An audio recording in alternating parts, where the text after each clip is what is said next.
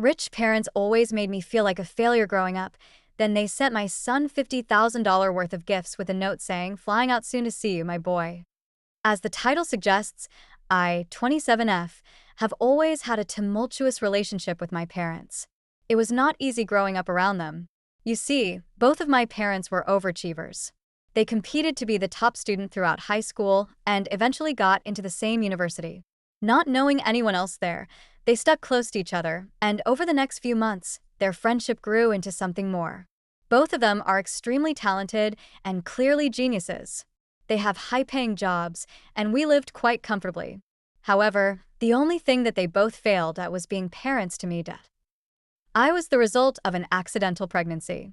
My mother has since told me several times how she and my dad didn't want children, but after going for their first ultrasound and hearing my heartbeat, they just couldn't give me up. They also had religious parents who would probably have had a fit if they didn't continue with the pregnancy. As a result, 9 months later, I was born. Now, my parents, being overachievers, had their first fight about who would stay home to take care of me. Ultimately, it was decided that since my mother had sacrificed enough while she was pregnant and earned more than my dad, she would be the one working while my dad would take care of me, at least until I was old enough to be taken care of by a babysitter. As a child, I remember my parents making me go through endless tests to see if I was a genius. I have heard from my grandparents that my parents only allowed me to play with blocks or card games. I wasn't allowed to paint, as they didn't want me to develop an interest in becoming a painter as an adult. I also wasn't allowed to watch TV, like a normal child. Instead, they let me play with the piano in the hope that one day, with proper training, I could master it. Everything I did, or ate, was closely monitored by them. I wasn't allowed to eat junk food or chocolate at all. I remember going to birthday parties and not being allowed to eat cake or any junk food because my parents had notified the host beforehand. As you can probably guess, my childhood was pretty terrible. I watched other kids enjoy a normal childhood while I was treated like a science experiment, one that my parents hoped would eventually turn out to be a genius. The only happy times I remember were weekends spent with my grandparents. I was lucky enough to have both sets of grandparents, and they would spoil me silly without worrying about my parents' so-called rules. Sometimes my grandfather and I would watch old black and white movies, which I absolutely loved. I guess it's true what they say, the stricter the parent, the sneakier the child becomes. Despite their efforts to control every aspect of my life, I developed a rebellious streak driven by a desire for normalcy and the freedom to make my own choices. As I got older, like any other teenager, I realized I could do whatever I wanted, as long as I didn't get caught. I would sneak out to go to parties, try makeup in the girls' washroom, or take pottery classes as a form of rebellion, things my parents would never have allowed me to do if they had known. Of course, I sometimes got caught doing these things, and my parents would then lecture me on how I needed to focus on math and science because they wanted me to have a career in those fields. One particular day, while I was out doing pottery, a cute guy from my class asked me out. I was taken aback, as I had never considered myself to be someone who would be asked out. Being a geek with few friends, I never thought I had any qualities that other girls my age had, so being asked out was a big deal. He was cute, and we had a great time on the date, but when he came to drop me off, my parents saw us just as we were about to kiss. They looked furious, to say the least.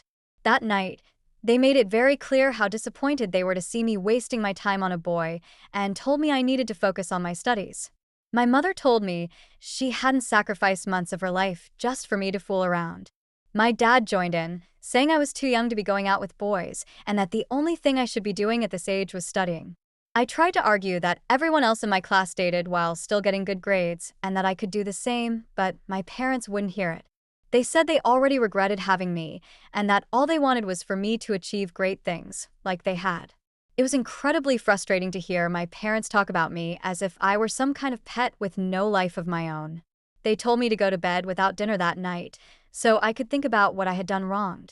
I had become so conditioned to listen to them that I didn't even realize how traumatizing these incidents were. As if things couldn't get worse, that same night, I overheard my parents talking about me in the dining room. That's when I learned the real reason they resented me so much. I stood frozen in shock as I heard them say they regretted having me. My dad even said he wished I had been a boy so they could have something to be proud of. My heart sank as I realized just how much they truly hated me. I went to bed feeling numb.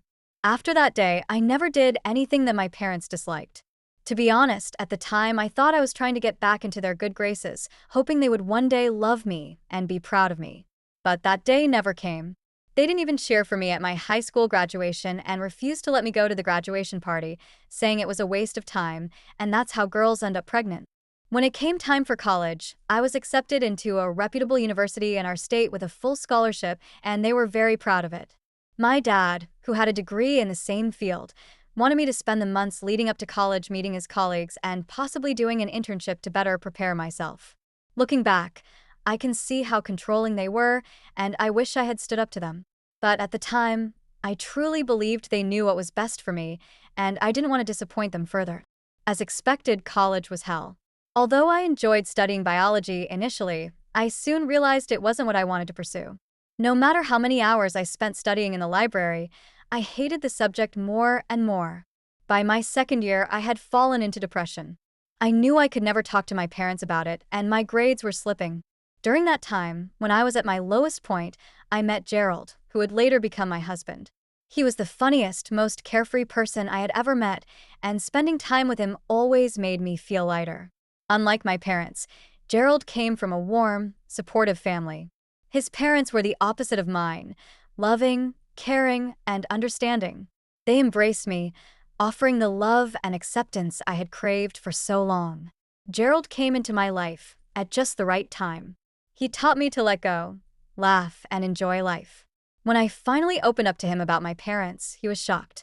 He was the first person to point out how abusive they had been, how they'd stifled my identity and prevented me from making friends. The more time I spent with Gerald, the more I realized I had spent my entire life trying to please my parents, doing everything they wanted, without considering my own happiness. Around this time, my grades began to suffer and my parents decided to visit. Without even asking how I was doing, they launched into a lecture about how disappointed they were and how embarrassed they'd be if people found out their daughter was getting poor grades.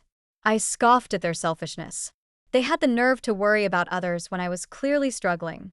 That's when I finally stood up to them and told them I hated studying biology and wanted to switch to psychology. They freaked out, saying they wouldn't let me waste my life on such a demeaning degree. To them, psychology was equivalent to failure. However, I told them I was an adult and would study something I actually enjoyed rather than stay miserable. The fight was huge, and I eventually had to involve my grandparents. My parents threatened to disown me, but my grandparents stood by me, telling them they'd cut ties with them too if they abandoned me. It was a long battle, but I was ultimately able to switch my major. It was liberating to finally study something I loved. I began to enjoy college, waking up without anxiety and eating without worrying about my future. I spent my mornings in class or studying and my evenings with Gerald, exploring the city. After dating for 2 years, I thought it was time for Gerald to meet my parents. Gerald's parents already knew about us, so it was only fair. When my parents met him, they immediately had a problem, as I'd expected. They barely spoke to him and remained quiet throughout dinner. After he left, they told me I needed to stay away from him because he came from a lowly background and was pursuing an arts degree, which they despised. They even suggested he was using me for money and insisted I break it off. Their reasoning was absurd. Gerald and I had been together for a long time, and he never cared about my parents' wealth. In fact, he only knew about them from what I'd shared about my childhood. He loved me deeply, and it was sad my parents couldn't see that. On the other hand, my grandparents had the complete opposite reaction. When they met Gerald, they couldn't stop praising him for being well-mannered and respectful. Despite my parents' protests, I married Gerald after we both graduated and started working. Marrying Gerald was the best decision of my life because no one has ever taken care of me the way he does.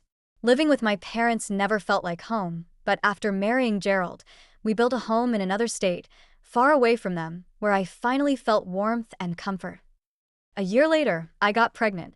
Having been traumatized by my parents, who had never wanted me, I was initially afraid to tell Gerald. I worried he might react like my parents had. To my surprise, Gerald was over the moon. He hugged me and said how excited he was to become a dad. His reaction was nothing like what I'd expected, and it made me feel so much better about starting our little family. His happiness made me reflect on my upbringing, and I knew I wanted a loving, nurturing environment for my child, something different from what my parents had provided. One day, during a routine checkup, we received unexpected news. We were having twins. I couldn't believe it. The ultrasound showed 2 heartbeats, and Gerald looked at me with a mix of shock and joy. Twins meant double the happiness, but also more preparations than we'd initially thought. We needed 2 cribs and double the clothes and supplies. It was overwhelming but also thrilling. Gerald and I attended prenatal classes and read parenting books together, transforming one of our rooms into a cute nursery. Gerald's excitement reassured me that we could handle this. To my surprise, my parents showed interest in our impending parenthood, expressing excitement about meeting the babies. However, I couldn't shake off my skepticism. Their sudden change in behavior seemed suspicious. During our gender reveal party, organized by Gerald's parents, my parents flew in to attend.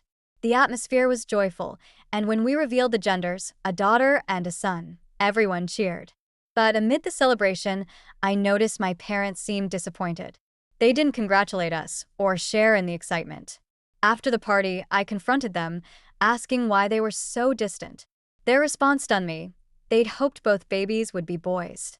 Hearing this, I realized they hadn't changed at all. It reminded me of the time I overheard my father wishing I'd been a boy. I felt an overwhelming surge of anger, possibly fueled by pregnancy hormones, and I yelled at them to leave. My mother told me to be more ladylike, but I didn't care and practically shoved them out. Gerald rushed over, worried. I told my parents they'd never get to know their grandchildren because I didn't want their sexist attitudes around my children. Over the following months, my parents tried sending half-hearted apologies, but I remained firm. When apologies failed, they tried guilt-tripping me, claiming they had a right to be in their grandchildren's lives. But I didn't budge. Gerald supported me, and he too didn't want our kids anywhere near my parents. Last week, I gave birth, and it's been the most surreal experience. I've never felt happier than the moment I held my 2 babies for the first time. Gerald was there, being an amazing partner. His mom has been staying with us, helping out since Gerald couldn't get more leave. Yesterday, out of nowhere, I received a package. Inside were expensive gifts, each with a hefty price tag and a note that read, "Flying out soon to see you, my boy." It was clear the gifts were only for my son. My parents, despite everything, thought I would let them be part of my son's life while ignoring my daughter. I took a deep breath, composed a firm but polite message, and sent it to them. I made it very clear they were not welcome in our lives. I warned them that if they showed up at our doorstep, I'd call the police. Their response was a barrage of calls and messages accusing me of being ungrateful. They claimed I was controlling by not letting them have a relationship with their grandson, but I don't care. I won't let them disrespect my daughter, and I'm convinced cutting them off is the right decision. Wow, I didn't expect so many comments so quickly. I'm glad to see that most people agree with me. What my parents did is unforgivable. I don't want my daughter growing up to see her brother favored over her. I don't want her to suffer the same trauma or self-esteem issues that I had because of my parents' toxic upbringing. It baffles me how my parents can be so educated yet hold such backward beliefs. Gerald, his parents, and my grandparents have all supported me through this. My grandparents are furious that my parents favor my son over my daughter. They've also spoken to my parents, though I'm not sure how effective it's been. Gerald and I decided to send the gifts back to my parents to send a clear message. We don't need anything from them. We'll be sending them back tomorrow. After I sent the gifts back, my parents kept calling and texting, insisting we needed to meet. So this weekend, I invited them to fly out here for one final face-to-face talk. We met at a nearby restaurant. As soon as they arrived, my mom launched into a rant about how I had no right to keep them away from their grandchildren. I told her I had every right as their mother, and they could complain all they wanted. My dad tried to justify things, saying my mom didn't mean it, and they just wanted to see their grandson. I scoffed and asked why they only ever mentioned my son, not my daughter. I reminded them I'd already made it clear I didn't want their bias affecting my kids. They responded by saying I should be more forgiving since they were still learning, and if I insisted, they'd be willing to meet my daughter too. Their casual sexism infuriated me, and the conversation quickly became heated. I reiterated that their attitude was unacceptable, especially when it came to my children. I made it clear I didn't want their negativity in our lives, and I didn't want them near my children ever. My parents threatened to take me to court, and I told them to go ahead. I said I'd gladly recount my childhood and let everyone know what they put me through. They looked horrified. Their reputation is very important to them, and they knew I wasn't bluffing. We argued for a few more minutes, but I stood my ground. I told them they could complain all they wanted, but my decision would not change. I walked away, knowing my children would never be traumatized by them like I was. It hasn't been easy, but I had to prioritize my family's well-being. Gerald has been incredibly supportive. We've blocked my parents, so they have no way to contact us. It's been difficult to cut them off permanently, but I'm standing my ground for my children. Several months have passed since I returned the gifts and made it clear my parents weren't welcome in our lives. After reading comments about my parents possibly going to court, Gerald and I consulted a family lawyer. We were reassured that their claims wouldn't hold up, given the mountains of evidence we have about their behavior. We're confident now that they can't do anything to us legally. On a positive note, we've been enjoying time with our twins, creating beautiful memories as a family. Our son and daughter are thriving, and we're slowly learning how to manage twins. We visit my grandparents whenever possible or video call them, so they can spend time with our children. Gerald's parents have been incredibly supportive, and we're so grateful for the love we've received from them.